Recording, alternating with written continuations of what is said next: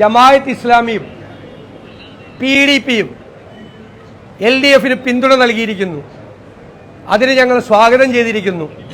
അവർ ശക്തമായ നിലപാടാണ് സ്വീകരിച്ചിരിക്കുന്നതെന്ന് ഞാൻ കഴിഞ്ഞ ദിവസം പറഞ്ഞതുപോലെ CPMന്റെ മുഖപത്രം ജമാഅത്ത് ഇസ്ലാമിയുടെ പിന്തുണ ആവേശകരവും അഭിമാനകരവും എന്നാണ് പറഞ്ഞത്.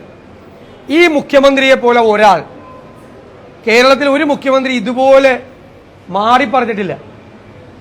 അവരുടെ പിന്തുണ നേടി അന്ന് അധികാരത്തിൽ വന്നാണ് 2006-ൽ. എന്നിട്ട് ഇപ്പം മാറ്റി പറയും 2011-ൽ. അതുകൂടാതെ CPMന്റെ 2 MPമാർ തമിഴ്നാട്ടിൽ രണ്ടുപേരും ഇവരുടെ കൂടി പിന്തുണയോടുകൂടിയാണ് ജയിച്ചത്.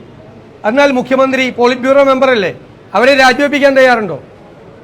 അവർ ഈ വെൽഫെയർ പാർട്ടിയുടെ ഓഫീസിൽ പോയി നന്ദി പറഞ്ഞു. ഞങ്ങൾക്ക് വെൽഫെയർ പാർട്ടിയാണ് പിന്തുണ കൊടുത്തത്, ഇവർ അന്നത്തെ ജമാഅത്ത് ഇസ്ലാമിയായിട്ടാണ് ഇവർ കൂട്ടുകൂടിയത്.